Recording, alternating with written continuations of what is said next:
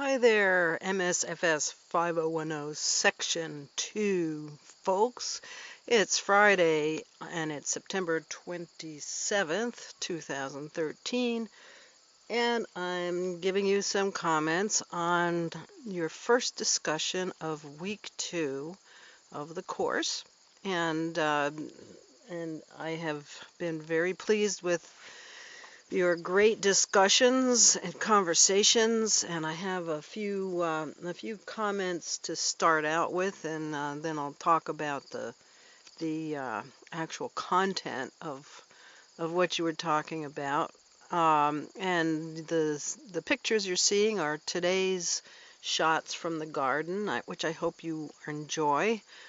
And I certainly enjoy taking them and talking to you this way. So here we go.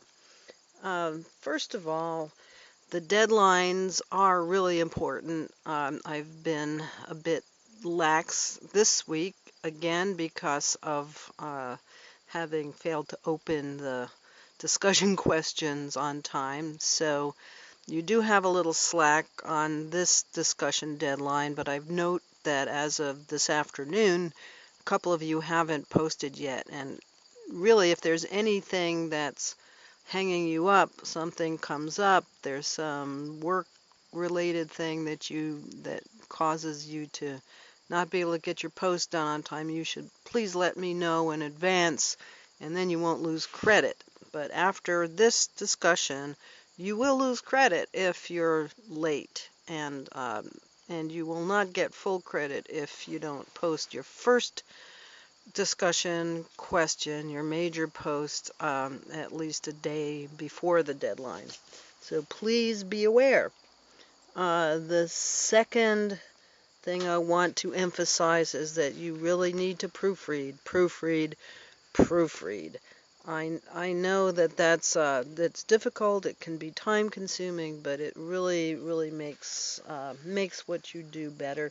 Do not rely entirely on spell checkers, especially if you're a lousy speller, because sometimes you make typos that are still words and the spell checker doesn't tell you that it's not spelled correctly.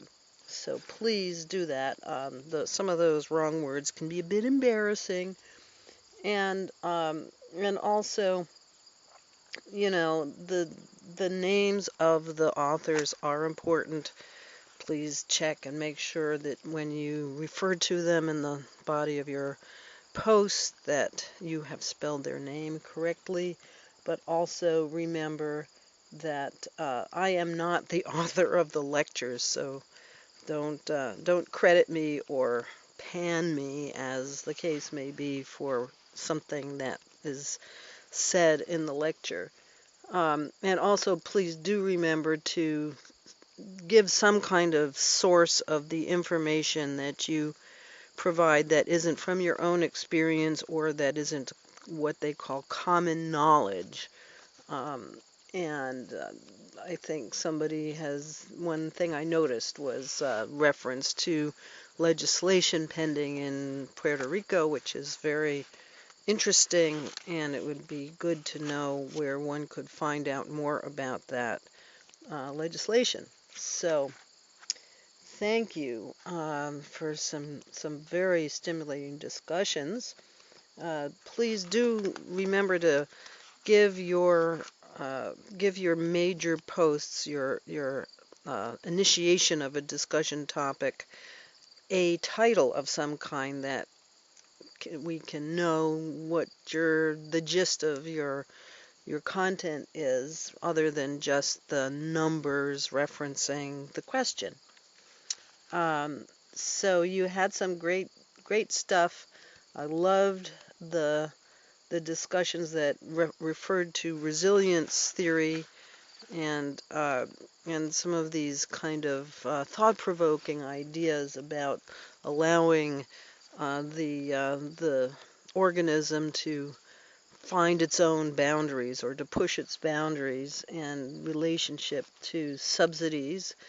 I think you need to keep in mind that there's a difference between community support of a local food system effort such as a CSA, which is a great thing, and which is also wonderful that people realize that they are actually providing support that is beyond the exchange of money for goods that we are normally accustomed to in the marketplace.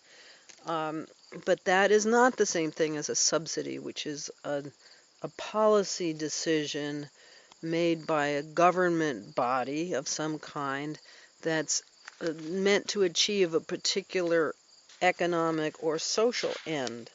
And subsidies for things like daycare are not intended to, well, they are an economic thing. Never mind that thought, but that's the difference there. I think it would be interesting if you thought about the question of whether or not you can imagine a subsidy scheme that would actually support increased food system resilience rather than the type that we have now that is actually counter to resilience. It's just a question. I loved the conversations about sunk costs and the essentials of life, such as water and energy, and seed saving, which really is an important question. Um, and just wanted to throw in the idea that intellectual property has been one of those mechanisms used by the capitalist economic system to continue to further the commodification of all life forms, and it reaches its ultimate irony or absurdity in the idea of patenting actual cells and actual seeds that have been created. And the whole notion of the commons and the ownership of land even is one of those things that has that really is something that needs to be called into question. And finally, the relationship between jobs, food security, and homeland security, and questioning of whether jobs for the sake of jobs is really a valuable economic activity as opposed to livelihood. And I'll leave it at that. Many of you are familiar with E.F. Schumacher, and the question of right livelihood, of course, is one of those things that is central to all of our discussions. And I love the example, the anecdote of the power of showing how a farmer might profit much more from a small area of garlic than from many times that much more land worth of commodity crop like corn. So thank you for all of these great stories. Please keep them coming. That is really the stuff of food system change and consciousness raising. And you might check out the grist story, which I'll give a link to here, that talks about GMOs and economics and compares GMO farming versus organic farming of the same kinds of types of crops on the economic level. I thought it was a very interesting appendix to our discussion so far. So thanks for listening. Hope you enjoy the next batch of readings, and I'll talk to you again soon.